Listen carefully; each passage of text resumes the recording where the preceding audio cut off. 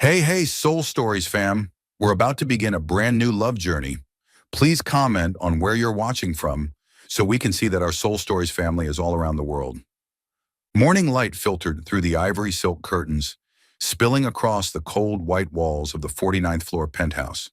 The stillness was uncanny, broken only by the faint hiss of wind against the glass, and that familiar scent sandalwood, mint, and a trace of expensive leather wrapping around Lila like an old whisper. She shifted slightly. The cool silk sheet slid over her skin, making her shiver. Her bare shoulder, the warmth still lingering, not her own. The sensation jolted her upright, heart hammering. The room opened wide before her. A massive abstract painting hung on the wall, floor-to-ceiling windows framing the New York skyline, and a black dress shirt draped carelessly over a leather chair. Everything was too familiar. Too him. Her hand flew to her chest, as if to steady her pulse. Part of her still couldn't believe this was real, that after 3 years, she was waking up again in Damien Black's room. The man she had once loved, once left, and once sworn never to return to. His cologne still clung to her skin. It threaded into her hair, into every breath. And when her fingers brushed her neck, they trembled, the faint red mark still there. Memory crashed in like a wave. The warm golden lights of last night's project launch party. Cold champagne dissolving on her lips. He had stood in the crowd, black suit, that smile she used to know by heart. His gaze had cut into her like a blade, cold, but sharp enough to make her forget to breathe. She remembered the alcohol, the slow music when they'd somehow ended up standing side by side, the way his eyes dipped as he asked, voice low, "Still love sandalwood?" She hadn't answered. Then the song changed and his mouth found hers, slow, deep, clumsy, and aching. She remembered nothing after that except the image of his eyes in the light near yet far, as if 3 years had never passed. And now he was lying next to her. Damien Black, the CEO of Blackwood Media, the man everyone called the one without a heart. Morning light cut across his face, sharpening his jawline and casting shadows under his lashes. He was still beautiful to the point of cruelty. It was that very beauty that had once made her forget who she was. Lila inhaled sharply, clutching the edge of the blanket, inching back, forcing herself to steady. She had to get out. Now. She didn't want to face him. She didn't want to wake the ghosts they had both buried. But as soon as her feet touched the floor, his voice came low, hoarse like a blade slicing through the silence. "Running away again, Lila?" She froze. Her hands still on the sheet, her heart seemed to stop. She turned. Damien was awake, leaning against the headboard, eyes as deep as a moonless night. His hair was slightly mussed, a few strands falling onto his forehead, and that look, no longer the look of a stranger. She stammered, not knowing where to begin. He tilted his head slightly, a faint bitter smile curving his lips. 3 years. You're still good at disappearing." She gripped the blanket tighter, forcing her voice steady. "This was a mistake, Damien. Last night was just." "A mistake?" he cut in, voice low. "Then why are you still trembling when you talk to me?" Lila bit her lip, eyes sliding away. "Because you scare me." He gave a small, joyless laugh. "I scare you, or you're scared of yourself." The air between them thickened. In the silence, she could hear her own heartbeat. She drew a deep breath, trying to find distance. "I don't want to repeat the past." "The past?" He rose, walking toward her. His voice deepened, every word brushed with memory. "What you call the past is everything I have left." Only a few steps now separated them. She backed away until her back hit the wall. Damien stopped right in front of her, his scent closing in, familiar to the point of suffocation. That gaze, that voice, everything was dragging her back to 3 years ago, to a time when she still believed love could conquer all. He lifted his hand, stopping just short of her throat, his thumb brushing the faint red mark on her skin. His voice softened, but it still cut like a knife. "I tried to forget you, Lila. Believe me. But every time I close my eyes, I still smell this scent, still see this look, and still wonder why you left without a word."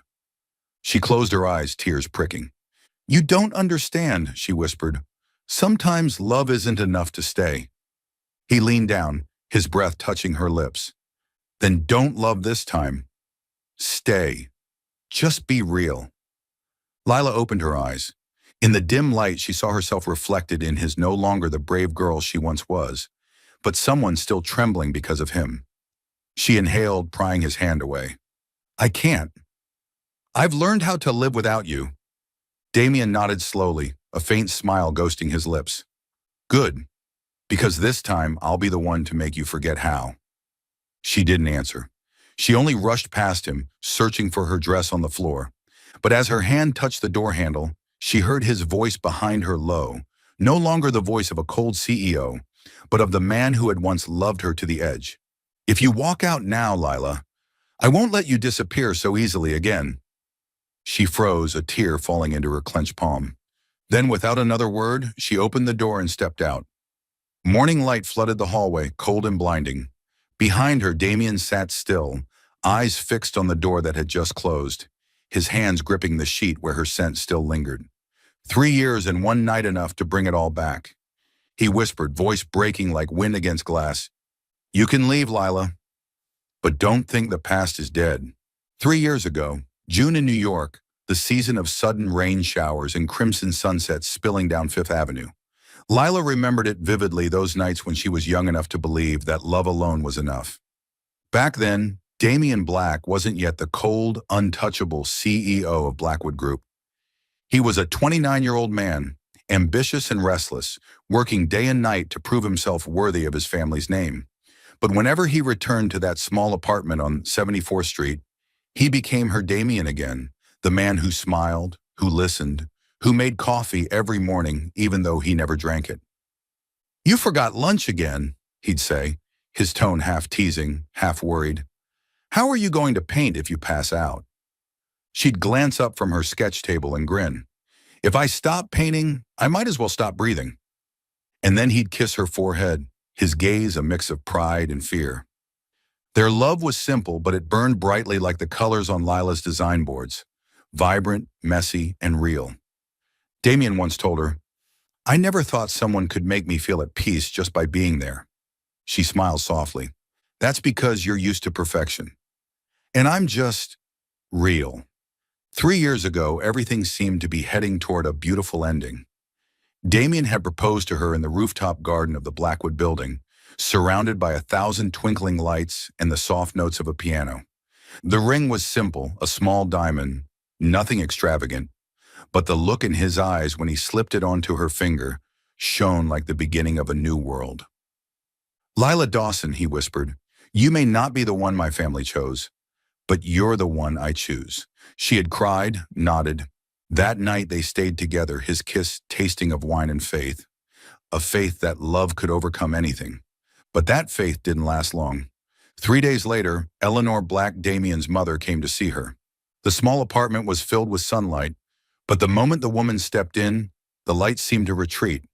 She wore a gray suit, tall and poised, her face as cold as marble.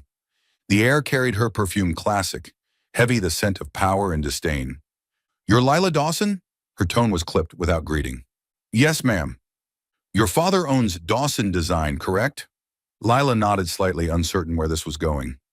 Eleanor placed her leather purse on the table gently, yet with enough force to make Lila's stomach tighten. Do you know where my son stands in the Blackwood Group? And where you stand? Lila clenched her fists, her voice trembling but calm. I love him. That should be enough.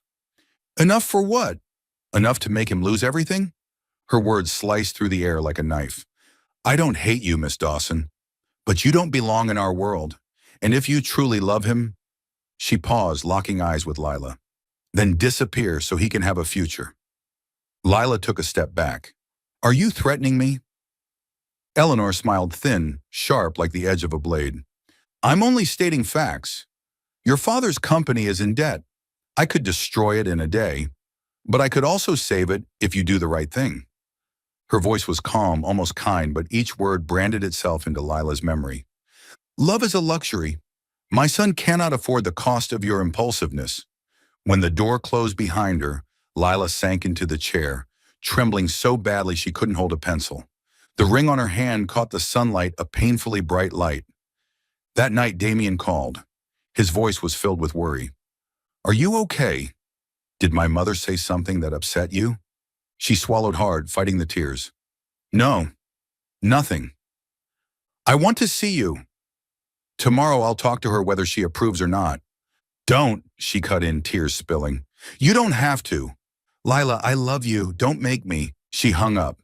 Her hands shook as she folded a blank sheet of paper. "I'm sorry. I can't go on." 6 words, but each one tore through her heart. She slipped the ring into an envelope, left it on the table, and walked out as dawn began to break. Outside, the summer rain began to fall. Each drop that hit her shoulders sounded like the shattering of a dream. As she passed the Blackwood building, she saw the office light still burning high above. Damien must still be working. She wanted to stop, to run upstairs, to tell him she wasn't leaving because she stopped loving him, but because she loved him too much. Yet her feet wouldn't stop. She knew that once the door closed behind her, everything would change. She would no longer be the woman in his arms, just a trace of memory he could learn to hate. 3 years later, he truly did hate her. When their eyes met again at last night's gala, Lila had seen it not only surprise, but the same raw pain that had never healed. And she, despite all her effort to hide it, still trembled at the sound of his voice. "Running away again, Lila?" His words from that morning still echoed in her head. She knew it was only a matter of time before he asked, "Why?" And she didn't know if she had the strength to answer. Because sometimes love doesn't die from betrayal, but from a promise kept so the one you love can be free. 3 years later, New York still blazed as if it had never known darkness.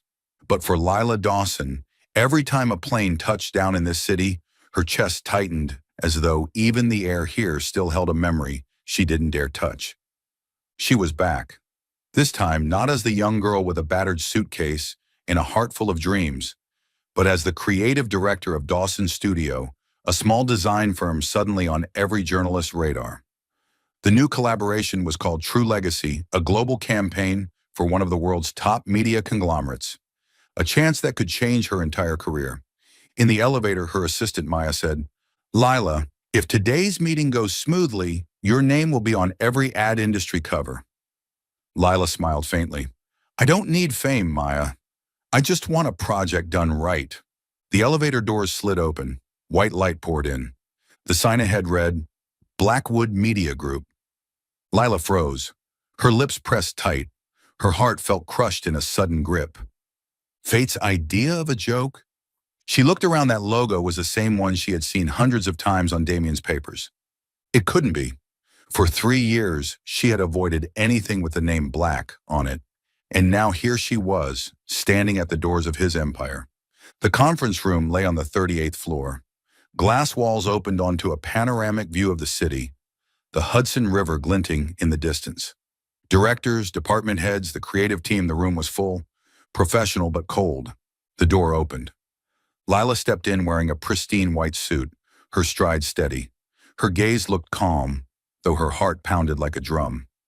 She set her presentation folder on the table, her smile measured and exact. Then the door on the opposite side opened. The secretary's voice carried across the room. "Mr. Damien Black, CEO, Blackwood Media." The atmosphere shifted. Everyone rose, and for a few seconds, the sound of his footsteps on marble echoed straight through her chest. Damien walked in taller, harder, the years only sharpening his arrogance. A charcoal gray suit framed his lean, powerful build. A black tie, eyes like steel. Lila lifted her chin. In that instant, the world seemed to pause. His gaze landed on her, quick and deep enough to steal her breath. Gone was the man who had once made her coffee, who had laughed with her on rainy nights. Before her now was Damien Black, a man of power and ice.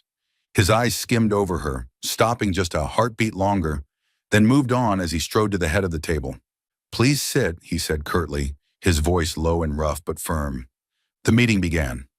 Lila presented the True Legacy campaign, inspired by the idea of transmitting authentic emotion through every visual detail, a style she believed modern audiences were starving for. She spoke with her usual poise and passion, but the entire time she could feel his eyes on her, heavy, silent, unbroken. When she finished, Damien gave a small nod, expressionless. Good concept. A pause, and he leaned back slightly, his eyes still fixed on her face. But I have a question, Miss Dawson. She met his gaze, voice steady. Yes? He tilted his head, speaking slowly, each word falling like a challenge. Are you here to collaborate, or to see if I still care? Lila held her composure so tightly it was almost frightening. She smiled lightly, answering softly, I'm here for work, Mr. Black. Feelings. I left in the past. The words slid out like a velvet-covered blade. Damien's mouth curved a smile so brief and cold it dropped the temperature of the room. Good. I only work for the company. He paused, eyes still locked on hers. Just business. The meeting ended. One by one, people filed out. Only the two of them remained. The air turned suffocating. Lila gathered her papers, carefully avoiding his gaze. Then that familiar voice came low, hoarse, as if holding something caged inside. 3 years, and you still know how to make a room suffocate just by standing in it. She didn't turn around. We don't need to talk about the past, Damien. Don't need to? He gave a quiet laugh. Then why did you leave without a word? Why let me believe you'd betrayed me? You don't know everything. Then tell me. Lila's grip tightened on the folder in her hands. No, because if you knew, you'd hate me even more. I've hated you enough already, he said, his voice catching. Now I just want to understand. Silence. Under the white light of the conference room, their shadows stretched across the table, two silhouettes near each other, unable to touch. At last, Lila spoke, her voice low but firm. I didn't come back for your understanding. I came back to work, to prove that even without you, I can stand on my own. She turned, hand on the door handle, refusing to look back. But before she stepped out, she heard his voice behind her low, almost a confession. If you really wanted to forget, Lila, you wouldn't have trembled when you met my eyes today. The door closed. The room sank back into silence, leaving Damien alone. He stared at the chair where she had just sat, drawing a deep breath. The scent of jasmine still lingered in the air, soft, proud, and aching, like the woman he had never stopped loving. He lowered his head, a self-mocking smile ghosting his lips. Just business, right? Then he looked up, steel glinting in his eyes reflected on the glass wall. If this is business, then I'm ready to do it for a lifetime. 3 weeks after the first meeting, in the 45th floor office of Blackwood Media, the air always felt compressed. Lila sat at a small desk by the window, Manhattan blazing below in the late afternoon sun. Behind her at the large walnut desk, Damien Black spoke to a partner on the phone, his voice low, hoarse, restrained, each word a command. 3 months. They had to work together for 3 whole months on the True Legacy campaign. 3 months under the same roof where every glance, every breath was a test. Lila tried to focus on the design glowing on her screen, but each time he walked past, that scent slipped into her mind like a living memory. Sandalwood, mint, and something warm, dangerous, unmistakably his. She hated herself for still knowing it by heart. Across the room, Damien wasn't faring much better. He spoke about brand strategy, but his eyes kept sliding back to her. Soft brown hair loose over her shoulders, hands moving swiftly across the sketches. The lamp's reflection playing on her smooth cheek, everything about her drove him mad. She sat there silent, serene, as if the last 3 years had been nothing but work between them. Do you want to take a look at the mock-up? Her voice rose, light but enough to pull him out of his thoughts. He nodded slightly and walked over. She handed him the drawings, her fingers brushing his only for a second, but they both felt the current spark through their skin. The palette's a little too warm, he said in a low tone. This campaign needs more strength. No, it needs truth, she replied, eyes still on the sketch. Strength isn't always in cool tones, Damien. You're teaching me branding now? No, just reminding you, people don't buy products. They buy feelings. He looked at her, and suddenly his eyes softened the look that made her turn away at once. Beneath the cold veneer, she still saw the man who once laughed at her doodle on a napkin. But he wasn't her lover anymore. He was her boss, Mr. Black. The days dragged on like that. Meetings, clashes of ideas, Silent afternoons in the conference room. Neither spoke of the past, but the past seeped into every small gesture, the way she avoided his eyes, the way he feigned indifference when she chatted with other staff. One late night, when the office was empty, Lila stayed behind. City lights spilled against the glass, reflecting her figure as she bent over the drafting table, a soft glow enveloping her. On the page lay the final logo design, a single curve reaching toward the light, a symbol of rebirth. Damien stood in the doorway, watching silently. He had been about to leave, but the sight of her stopped him cold. She was still the same, focused, gentle, carrying that something which seemed to warm the entire room. "You haven't changed," he said at last, voice low and rough, breaking the hush. "Still making everything around you come alive." Lila looked up. The light caught in her eyes, deep and glimmering. She smiled faintly, not looking away, but her voice came slowly. "And you haven't changed either. Still making everything around you suffocate." A beat of silence passed. He stepped inside slowly. The soft echo of his shoes on the wood floor pulled the distance tighter. "You know I don't mean to," he said quietly. "I know," she answered, eyes fixed on the sketch. "But you also know you have a way of making people lose their breath." Damien stopped just behind her, close enough that his breath brushed her hair. He bent slightly, his voice low. "And you always know how to make me never forget." Lila gripped the pen in her hand. She didn't turn, but her heart pounded against her ribs. "Damien, this is a workplace." "I know." "Then keep your distance." He paused a beat, then gave a faint smile. "I'm trying, but every time I see you, that distance disappears." She turned, eyes shining a little under the light. 3 years, Damien. We already had our chance to keep our distance. And you used it to run.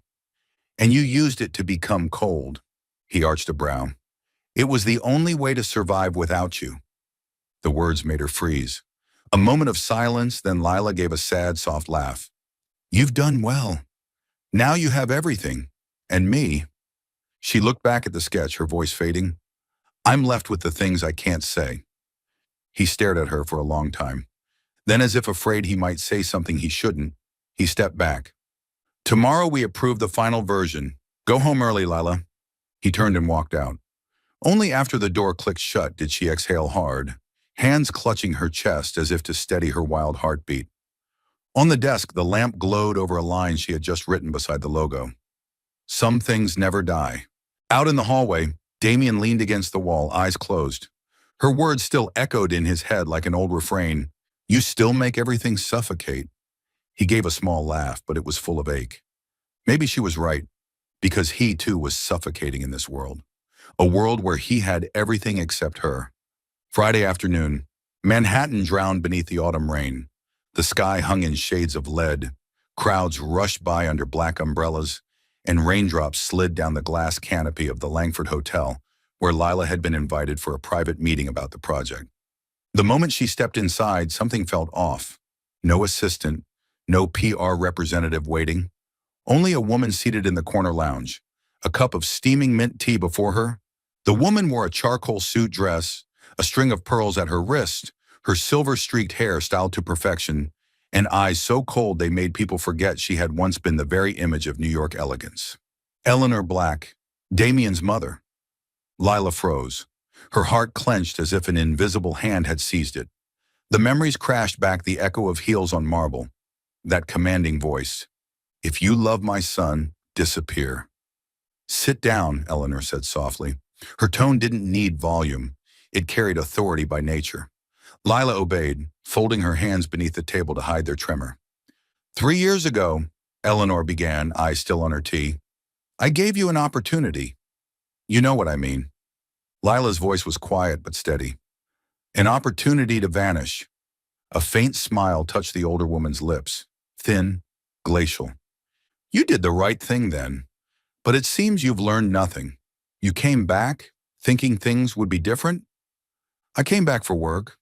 "Don't lie to me, Miss Dawson. Women can fool the world, but never a mother." She lifted her gaze sharp, cutting straight through Lila. "You still love him." The air between them thickened. Rain hammered against the windows, but inside silence pressed down like stone. Lila swallowed hard, then said, her voice trembling yet resolute, "Your son deserves to know the truth." Eleanor set her teacup down with a sharp clack, making a nearby waiter flinch. "The truth? Which truth? That you were the distraction that nearly cost him his career? That I had to save him from you?" Lila drew a deep breath, her fingers tightening. "No, ma'am. The truth is, you were the reason we broke apart, and you're still trying to destroy what's left." Eleanor gave a low, mirthless laugh. "I only did what was necessary to protect my son. And you, what could you possibly bring him but trouble?" Her words cut off as footsteps echoed behind them. Lila turned and her heart stopped. Damien. He stood just inside the lobby, rainwater glistening on his black suit, his gaze fixed on them. He halted, looking from his mother to Lila. His eyes were dark steel. "Lila," his voice was low, cautious. "What's going on here?" No one answered. Lila met his gaze, desperate to explain, but her throat closed. Eleanor, as always, broke the silence first. "My son," she said calmly. "I was merely having a word with Miss Dawson. She seems unclear about her position." Damien frowned. "Her position?" Eleanor's tone sharpened. "As the woman who should leave you before you lose everything again." Lila rose abruptly. "You have no right." But Damien lifted a hand, stopping her. His gaze moved between them, finally settling on his mother. When he spoke, his voice was hoarse, strained, every word dragged from somewhere deep inside. "3 years ago, it was you?" The world seemed to stop breathing. Eleanor blinked once, then replied crisply, "I did what I had to do, to protect you." Damien stood motionless. 1 second, 2. Then he gave a soft, broken laugh, a sound that wasn't laughter at all, but something cracking. "Protect me?" His voice wavered. "By destroying the woman I loved?" Lila bowed her head. Tears spilled over her hand. Eleanor didn't look at her. She spoke only to him, tone hard as glass. "If I hadn't acted that day, you would have lost everything. That girl would have dragged you down." "No." Damien shook his head, every word slicing through the air. "You dragged me down. You made me believe she betrayed me.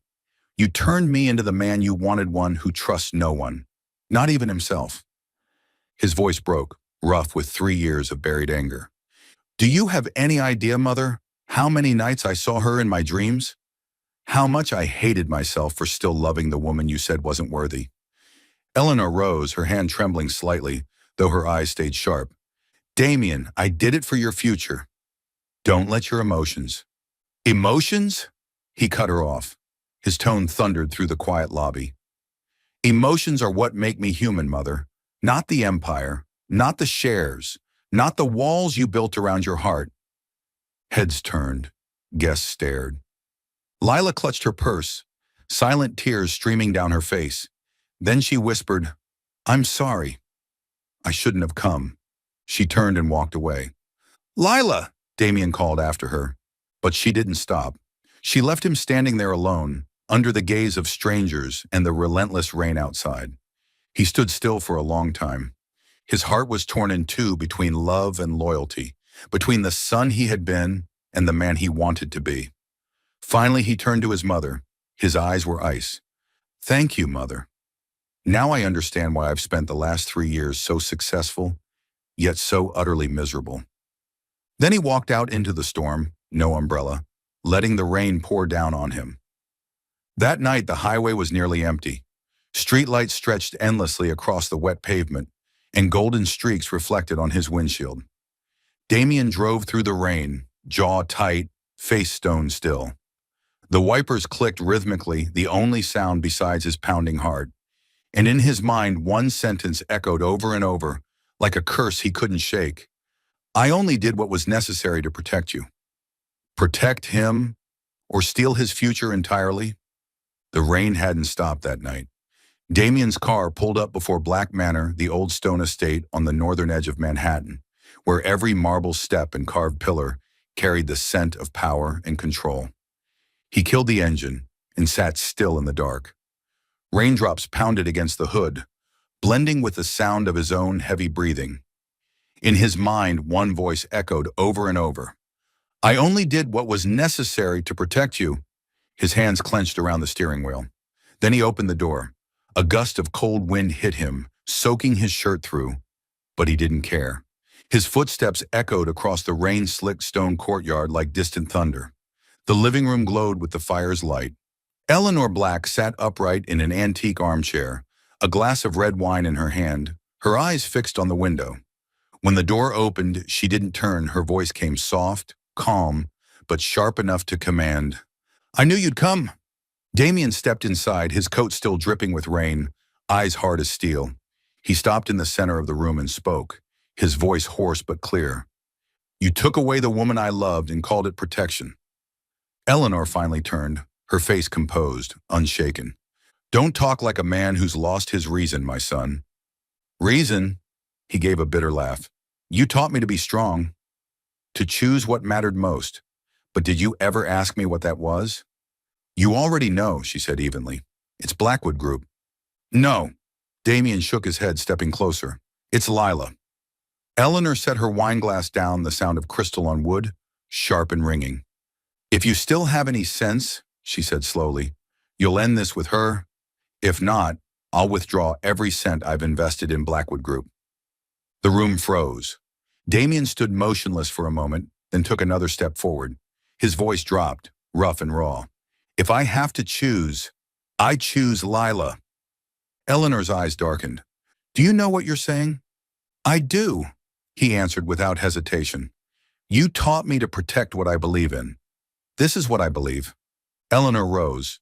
Even in her 60s, she carried the regal bearing of a woman who had built an empire with her bare hands. The firelight flickered across her face, half in gold, half in shadow. You're betraying your father's legacy, she said coldly. Blackwood Group is his blood. Damien's gaze didn't waver. And she's my breath. The words dropped heavy as thunder in the silence. The fire cracked, sparks leaping upward, casting their faces in an orange glow, and in Damien's eyes burned both defiance and pain. Eleanor's hands tightened on the chair's arms. You're blind, Damien. That woman has changed you. She's made you weak. No. He shook his head slowly, stepping closer still. She's made me alive. Eleanor's mouth curved into a faint, bitter smile. Alive by turning against your own mother? He inhaled sharply, voice trembling with suppressed rage. Alive by daring to love, to believe, and to do what feels right. You wouldn't understand. You only know control, not love. Eleanor's hand shot up as if he had said something unforgivable. Silence, Damien. You don't know what love is? Without me, you'd have nothing. He looked at her for a long moment, then smiled a sad, broken smile. And because of you, I have everything except happiness. That made her falter. For a flicker of a second, the ice in her eyes cracked before she masked it again with iron resolve. You'll regret this, she said, voice low and sharp. Women like her only drag men like you down. You're wrong, Damien said, his tone burning now. She's the reason I want to rise, not for power, but for love. The space between them vanished to only a few feet. The firelight flickered over his face, outlining every sharp, determined line, the face of a man no longer under anyone's shadow. I used to believe everything you did was for me, he said softly. But now I see you were just afraid of losing control. Don't talk as if you understand me, Eleanor said, her voice cracking slightly. You're all I have left. Everything I've done was to keep you. Keep me? Damien laughed quietly, though tears glimmered in his eyes. You didn't keep me, Mother. You made me lose myself. A strong gust blew through the window, causing the curtains to billow. The fire wavered, throwing their silhouettes across the walls, two figures locked in a battle of love and pride, light and shadow. Eleanor turned away, her voice breaking for the first time. If you walk out that door to be with her, don't expect to come back. I will consider myself childless. Damien was silent. He stepped closer, stood behind her chair, and leaned down, pressing a gentle kiss to her silver hair. I'll always be your son, he whispered, but I'm also a man, and I won't lose love again. Then he turned and walked away. Behind him, her voice trembled with fury and desperation. Damien! If you leave, Blackwood will collapse. He paused at the threshold, rain roaring outside, his voice low but firm. If an empire must survive at the cost of love and truth, it deserves to fall. The door shut behind him. The hinges groaned, then silence, only the rain remained. Eleanor stood frozen, her hands shaking as the wine spilled over her fingers. In the wavering firelight, she saw a reflection in the glass, her late husband's gentle eyes staring back. The same eyes Damien had just turned on her. Her lips moved, her voice faint, almost a whisper. Just like your father. Exactly like your father. Outside, Damien crossed the courtyard, his coat soaked through, but he didn't slow. The rain hit his face, mingling with the heat in his chest. He slid into the driver's seat, exhaling a deep, shuddering breath. In the dashboard compartment lay a small silver ring, the one he'd once planned to give Lila 3 years ago. He opened the box, stared at it, and murmured, "This time, I won't let anyone take you from me again." The engine roared to life, headlights cutting through the rain. The car sped into the storm, leaving behind the glowing manor and a mother standing at the window, caught between pride and fear, unable to admit that she had just lost the only thing she ever truly loved. By Monday morning, the storm had found its way into the headlines. Every major financial paper carried the same sensational line: CEO Damien Black involved in affair with design partner on True Legacy project. A single photograph, grainy, shot from a distance, spread like wildfire across the internet. It showed Damien and Lila standing together in the lobby of the Langford Hotel. He was leaning toward her, saying something softly, his gaze too close, too intimate. And she, in a white dress, was looking up at him with eyes no one could mistake for professional. Within 24 hours, the internet exploded. Articles, think pieces, and gossip videos multiplied by the minute. Half the world swooned over a real-life fairy tale romance. The other half condemned her as a woman who climbed her way up with beauty and charm. Lila didn't need to read more than a few lines to feel the weight of it all. Every word cut like glass. Who is she? To make Damien Black lose control. Love or manipulation? A scandal that shames the Blackwood legacy. In the top floor office of the Blackwood Tower, Damien sat before the window, his phone lighting up with messages from legal advisors, PR officers, and the board of directors. He didn't open any of them. He just stared out at the stream of cars below, watching the city move as if nothing had happened. Beside him, Marcus, his friend and CFO, paced, his tone urgent. "You need to respond, Damien. Deny it, or at least say the press got it wrong." "No," Marcus froze. "No? You're handing your mother the perfect excuse to tear you down. The board's already called an emergency meeting." Damien turned from the window, his gaze steady. "I won't deny something real. If they see love as weakness, let them." Marcus sighed, lowering his voice. "You know what she'll do now, don't you?" "Yeah." Damien looked into the cold coffee on his desk. "She won't stop until Lila's gone from my life." That afternoon, Lila's phone rang.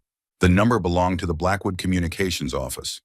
The woman on the other end spoke politely, too politely, with a tone of polished steel. "Miss Dawson, given the current situation, we have no choice but to suspend your role in the True Legacy campaign until the matter is resolved." Lila said nothing. Her hands gripped the edge of the desk so tightly her knuckles turned white. "Thank you for letting me know," she managed, her voice calm but trembling underneath. When the call ended, she sat still for a long moment. The sketches and concept boards were scattered across her table, every line carrying traces of them, of shared ideas, laughter, and late nights. A breeze slipped in through the open window, scattering the papers across the floor. She watched them flutter, feeling the emptiness rise inside her. Maya entered, face pale. "Lila, they're saying you're the reason Blackwood might collapse." Lila gave a faint, tired smile. "Maybe they're right. I never realized love could come at such a high price." That night, Damien's office was drenched in darkness. He had just returned from the board meeting, the one his mother hadn't attended, but her influence had been everywhere. The shareholders had demanded he temporarily step down as CEO, pending internal review. Even a few friends had looked away as they cast their votes. He understood. Eleanor Black had won this round as she always did. When the door closed behind him, Damien sank into his chair and unlocked his phone. No messages, no calls. Only one new email from L. Dawson. He opened it. The blue-white glow lit his face as he read the short, simple lines that sliced through his chest like a blade. From Lila Dawson. Subject: about the True Legacy Project. Damien, I know I'm at the center of all this, and I don't want to be the reason you lose everything your company, your reputation, or what you've built your whole life for. I'm choosing to withdraw from the project. And from your life. Don't look for me, Damien. I once left because I was forced to. This time I'm leaving because it's my choice. Lila? He sat in silence, the dim light catching the reflection in his eyes. His hand trembled around the phone, his knuckles white. For the first time in years, Damien felt pain so sharp he could barely breathe. The last line of her email echoed in his head again and again, like the toll of a distant bell. This time I'm leaving because it's my choice. He rose slowly, walked to the window and looked out over the glittering city. Everything he'd once thought he needed, power, prestige, admiration, now meant nothing. He could lose it all if it meant keeping her, but she was gone again, and this time it was because of him. He pressed his forehead against the glass, eyes closed, whispering into the silence. Lila, why do you always choose to sacrifice even when I'm ready to give up everything for you? Below, the traffic surged on beneath the rain, indifferent to anyone's heartbreak. In the highest room of the tower, a man stood motionless, eyes hollow, staring into the night towards somewhere far away, where a woman might be packing her bags to disappear once more from his world. The next morning, Damien arrived at the office before anyone else. His assistant looked up, startled the dark circles under his eyes, the sharper edge in his expression. He said only one sentence. Book me a flight to Florence today. Sir, the board. I don't care about the board, Damien cut in, his voice low but unyielding. The only meeting I need right now is with her. He walked out, carrying nothing but his coat and a small silver ring, the one he'd once meant to give her. The rain had stopped, but the sky still hung heavy with clouds. A month had passed since Damien left New York to find her. He had gone to Florence, the city she once described with that spark in her eyes, where the sunlight turns the stone walls golden like honey. He went to Paris, to Venice, even to the quiet towns along the Amalfi coast, where Dawson's studio had once left traces of its designs. But everywhere he went, there was only emptiness. No one knew her. No letters, no address, no sign that she still existed in his world. When he returned to Manhattan, winter had already arrived. The sky hung low and gray, and the city seemed to shrink into the silence that had become his life. Soul Stories fam, if you're watching on another channel, come home to us at Soul Stories, where tens of thousands of listeners and sharers come together. The top floor of Blackwood Tower still glowed each night, but the light no longer belonged to work. There were no documents on his desk anymore, only blank pages and the small silver ring he had carried throughout his journey. Damien sat by the window, watching the city dissolve into mist. The car lights below blinked faintly, like the fading heartbeat of a body too tired to keep living. The door opened. Marcus entered, bringing in the scent of cold air and hot coffee. He looked at Damien, the man who once made the world bow, now just a shadow in a wrinkled white shirt, eyes sunken, as if every night had become a battle to survive. You can't keep living like this, Marcus said softly, setting the coffee down. I'm fine. Fine? Marcus frowned. You've skipped every meeting, ignored the board, and abandoned the True Legacy launch. The press is calling you a ghost CEO. They're saying the empire's collapsing.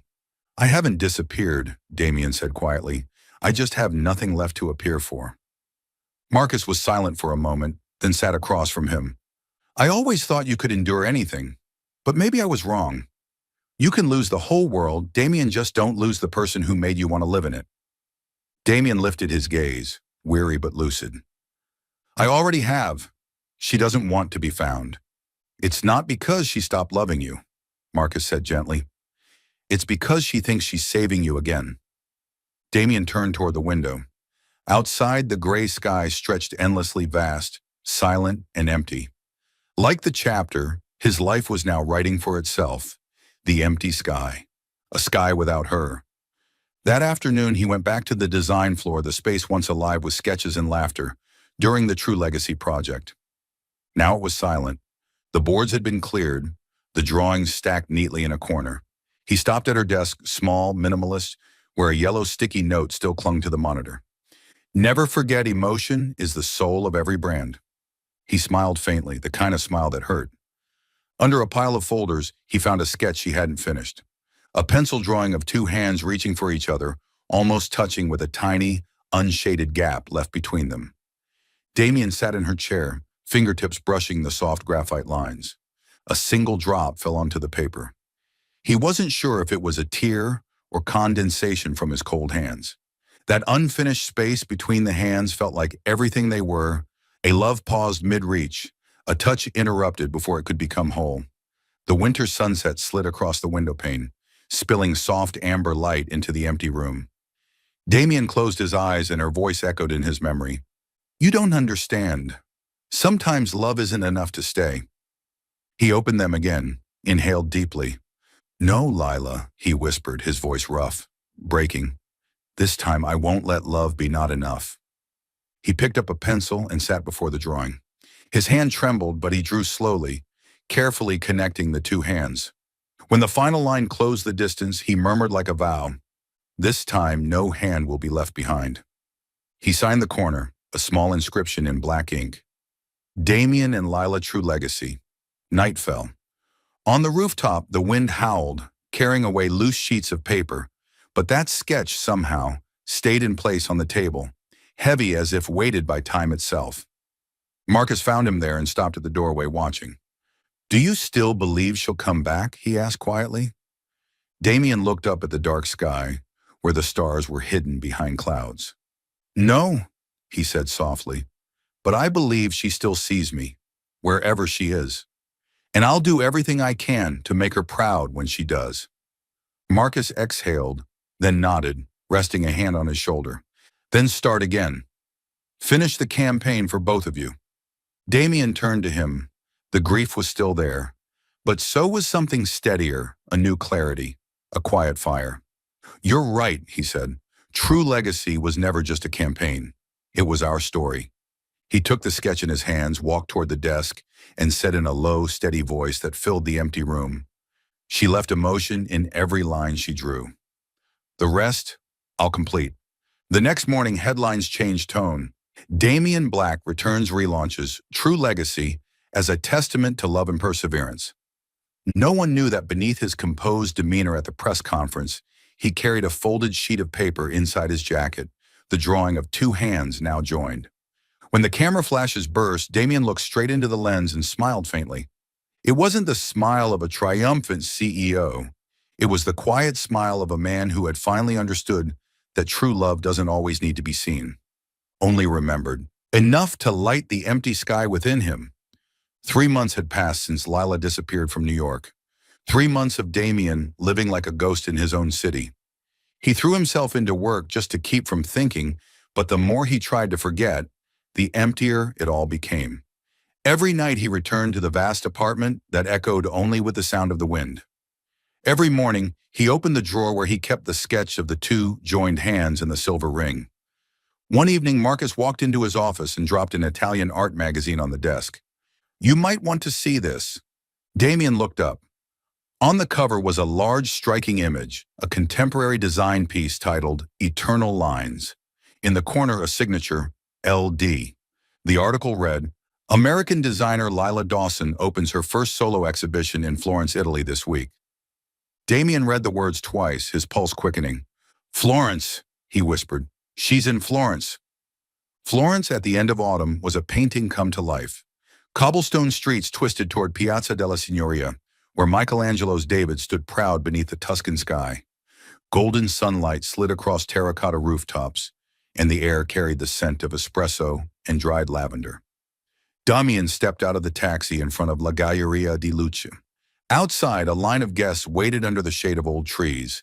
Inside, warm amber lights bathed the space, where paintings, models, and installations were arranged like chapters of a story. He straightened his tie, took a steady breath, and entered.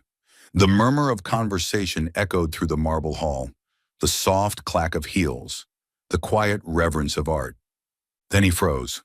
On the main wall hung a piece that stopped his breath. Two hands joined complete this time, but behind them, faint outlines of the city map of Florence. He didn't need to ask. He knew. She had turned his promise into art. And then he saw her. Lila stood among a group of guests, wearing a long olive green dress, her hair swept into a loose bun that revealed the elegant curve of her neck. She spoke about her work calm, composed, her voice low and clear. The light hit her face just right, soft brown eyes, that same gentle smile, with a shadow of distance in it. Damien didn't remember crossing the room. One moment, he was watching her from afar. The next, she turned and their eyes met. It was instant, like two live wires touching, setting the air between them on fire. Lila's breath caught. "Damien," she whispered, "what are you doing here?" He took a step closer, his voice steady but quiet. "I came for you." She gave a small, wistful smile. "You came all this way to say goodbye?" He shook his head, gaze burning with something unguarded and raw. "No, I came to ask for a beginning." The world around them faded. The murmurs, the clinking glasses, the polite laughter all dissolved into a fragile silence meant for two. Lila's voice trembled. "Damien, you shouldn't be here. The press, the shareholders—" "You'll ruin," he interrupted, low but firm. "I've already lost everything except this. I came so I wouldn't lose it too." Her pulse raced. "You don't understand. I did this to save you." "I don't need to be saved from love, Lila," he said softly, stepping closer. "I just need you." The entire gallery seemed to be still as Damien stopped before her, beneath the golden light. He held out his hand, his voice carrying like a vow, not just for her, but for everyone who was listening. "If loving you is wrong, I'll spend my whole life being wrong." The room went silent. Then came the faint clicking of cameras. Some reporters had already noticed him. But Damien didn't care. His eyes never left hers. His hand stayed extended, waiting. Lila looked around the crowd of critics, curators, artists all watching, and behind them, her own work, the joined hands glowing beneath the lights of Florence. Tears welled in her eyes. "Damien," she whispered, voice trembling, "do you know what this will cost you?" He smiled faintly, no longer the smile of a CEO, but of a man finally unafraid. "Everything without you is worth nothing." Her fingers brushed his hesitant, trembling. When his hand closed around hers, the warmth that flooded through her body was so achingly familiar, it made her breath catch. For the first time in 3 years, their hands met, not in memory, not in art, but in life. And in that instant, she realized she had been waiting to hear him say those words for 3 long years. "Then don't waste another second," he whispered. She nodded, a tear sliding down her cheek, but her smile was real soft, luminous, alive. He reached up and wiped the tear gently from her face. Applause began to ripple around them, hesitant at first, then growing louder, like the city itself was bearing witness. But for them, there was only silence. A silence filled with everything they'd never stopped feeling. Lila leaned her forehead against his shoulder, her voice a whisper meant only for him. "You found me." He tightened his hold, answering quietly, "And I won't let you disappear again." No more walls, no more hands left reaching. They turned together toward her artwork, the two joined hands, bathed in golden light. And for the first time in years, the symbol wasn't unfinished. It was whole. Outside, Florence hummed with life, church bells, laughter, footsteps echoing on cobblestones. But inside La Galleria de Luce, time stood still. Under the same Tuscan sky where she had once hidden her heart, she finally found it again. Right where she had left it, in his hands. Night in Florence. The sky was draped in black velvet, while the city's golden lights shimmered over the Arno like 1,000 fallen stars. The bells of Santa Croce rang in slow, solemn rhythm, echoing like the heartbeat of the ancient city itself. Damien led Lila through the narrow cobblestone streets, where the air smelled faintly of warm bread and red wine. They had just left the gallery, the place where, before the eyes of hundreds, he had finally said aloud what he had carried in silence for 3 years. Neither spoke on the walk back to the hotel. He walked slowly, his hand clasping hers as if one small, loosened moment might make her vanish again. She walked beside him, eyes on the stones beneath her feet, heart beating slow and deep. When the door closed behind them, the world outside disappeared. Only the soft amber light of Florence filtered through the window, bathing them in a golden hush. Lila turned away, standing by the window, arms wrapped around herself. Her voice trembled. "Damien, I don't know if I'm brave enough for this." He stepped closer, stopping just behind her. His breath touched her neck, warm, rough, like the whisper of night itself. "You were brave enough to leave 3 years ago," he murmured. "Be brave enough now to stay." She closed her eyes. Tears slid down her trembling hands. "What if your mother never forgives me?" He gently turned her to face him, his hands resting on her shoulders. In the faint gold of the city lights, his eyes were deep as the sea. "I don't need anyone's permission to love you." She looked up at him. In that instant, every wall she'd built for 3 years crumbled. "Damien," her voice broke. "I missed you. So much it hurts to breathe." He leaned his forehead to hers. "I never stopped missing you. No matter how hard I tried." A tear rolled down her cheek. He caught it with his lips. The kiss began soft, then deepened, as though each of them was tasting the ache they'd carried alone. His hands slid to her waist, pulling her closer, while hers rested against his chest, feeling the hard, quick rhythm of his heart beneath his shirt.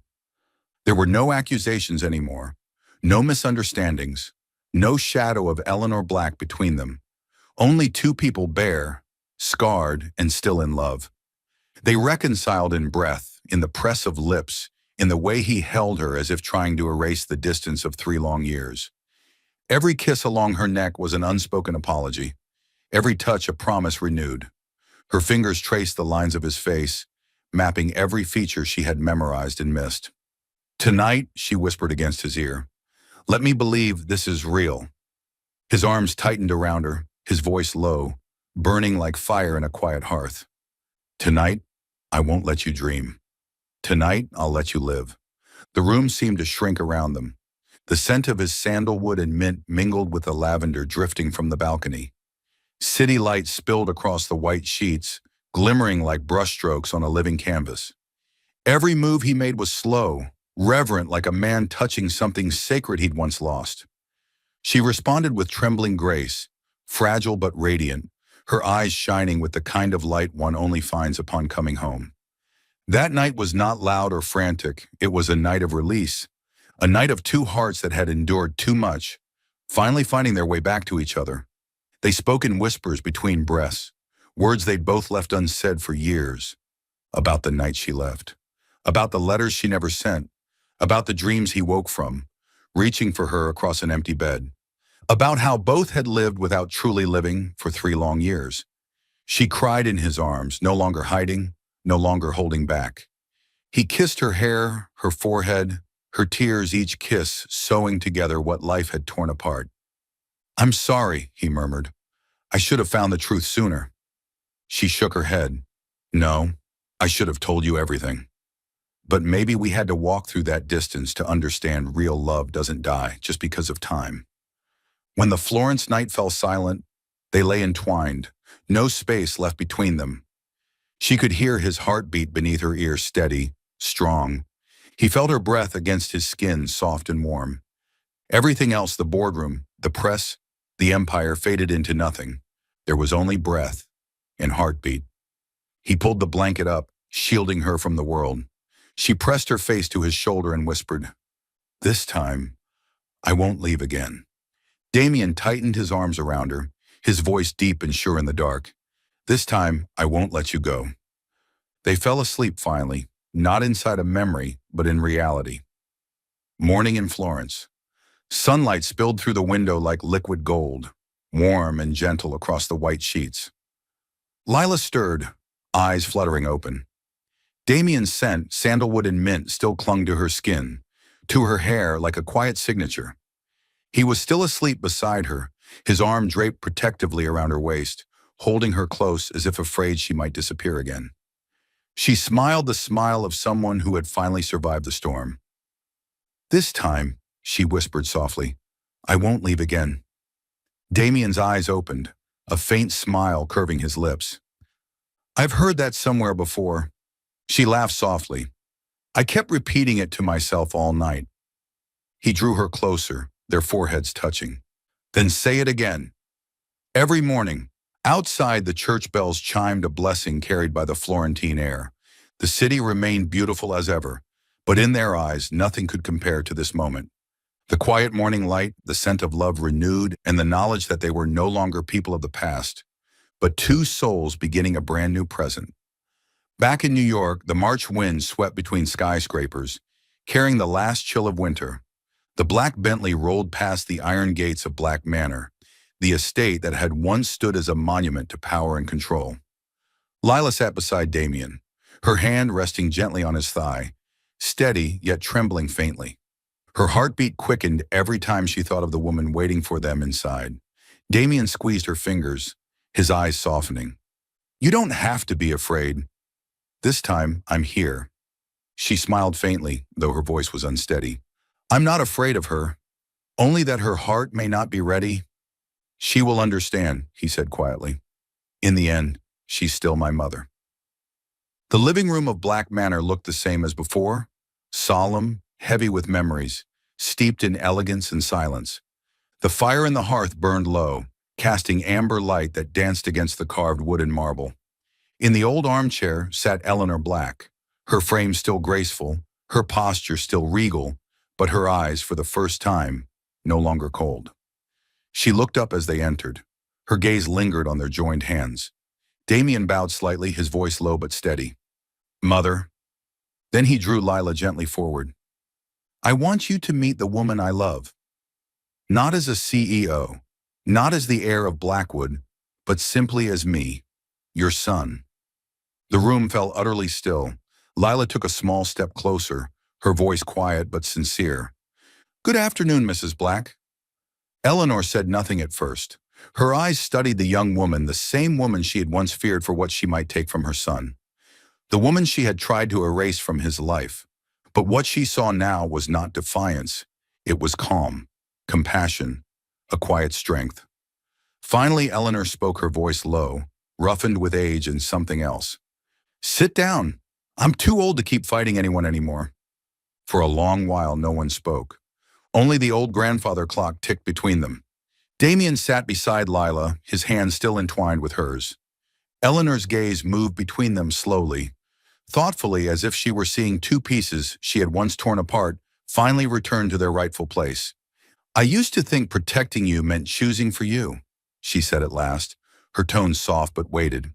But perhaps it means letting you choose for yourself. Damien looked up, surprise flickering across his features. Mother! Eleanor's lips curved in a faint, fragile smile, one he hadn't seen in years. When you walked out of this house, I thought you were being reckless. But every night after, I looked toward your window and saw no light there anymore. That's when I realized I hadn't just lost a son, I'd lost the reason I was still alive. Her breath trembled. I was wrong, Damien. I hurt you because I was afraid. I thought she would make you weak. But perhaps she's the one who made you whole. Lila's eyes filled with tears.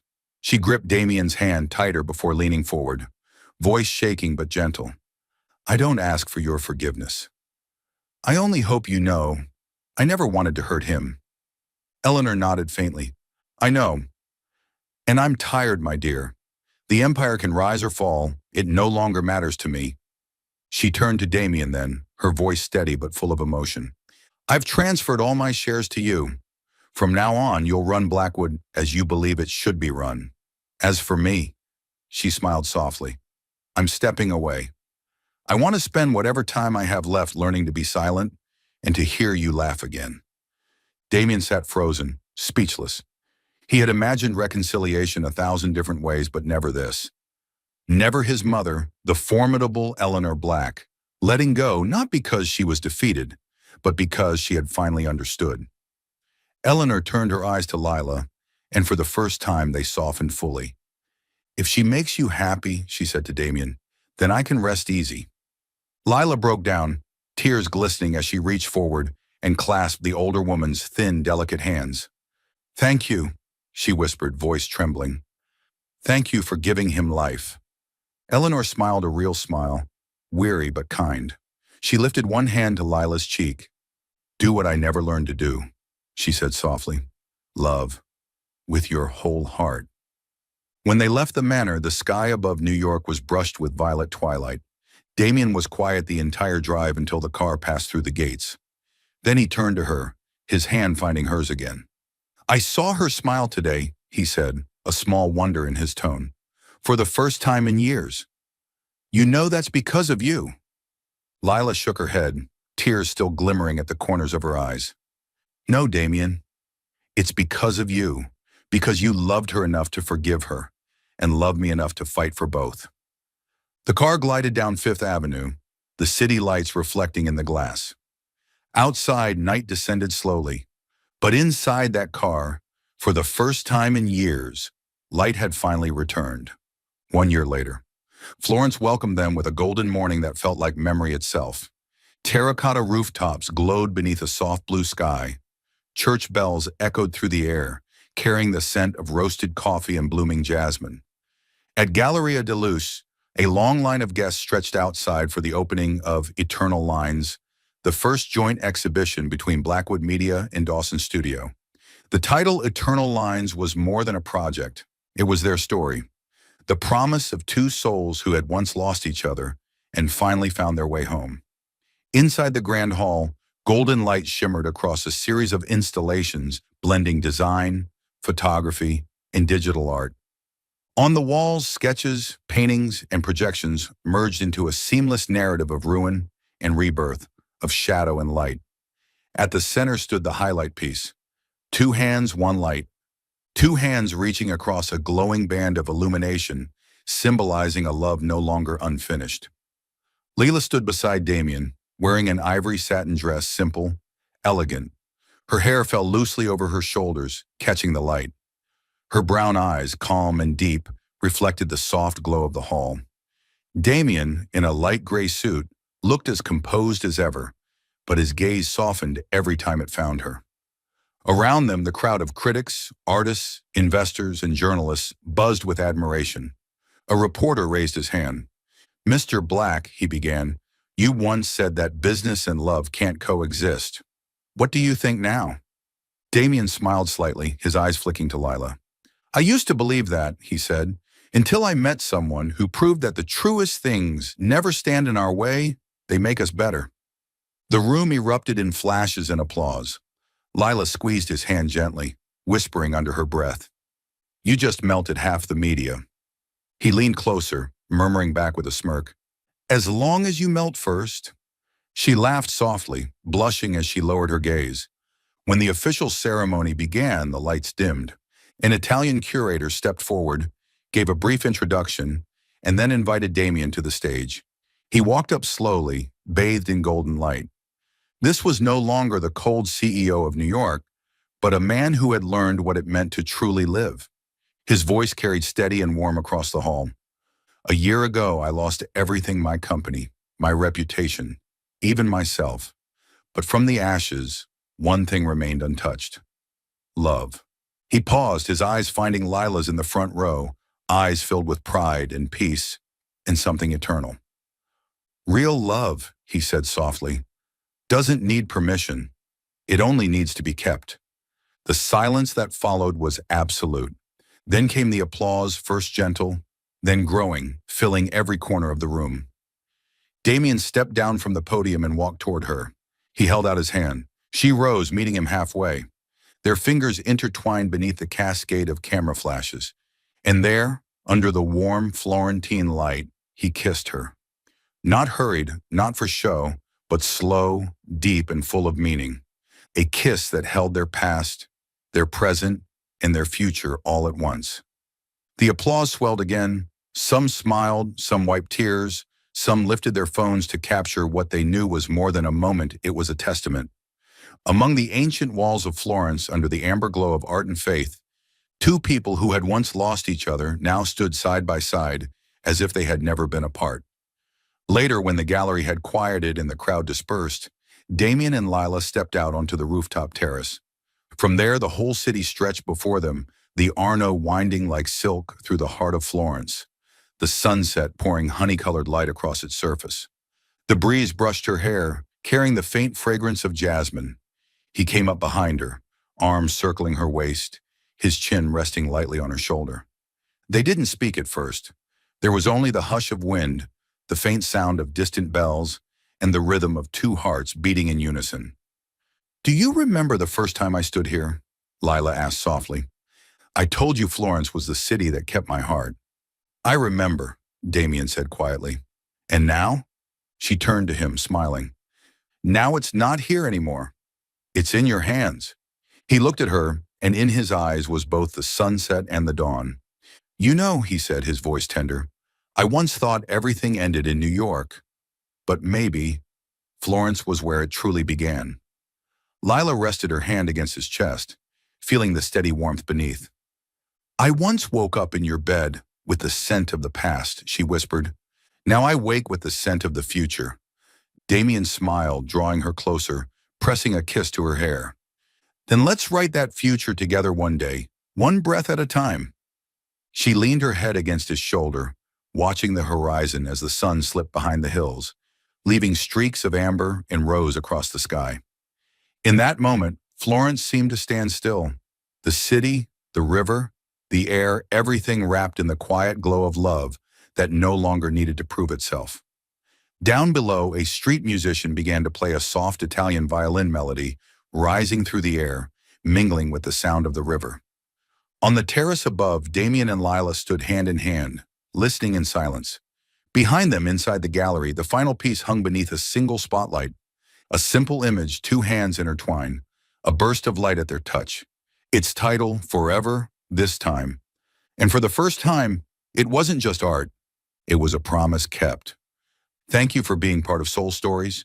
If you're listening on another channel, come back to the official home so you can continue our love journeys together with the Soul Stories family.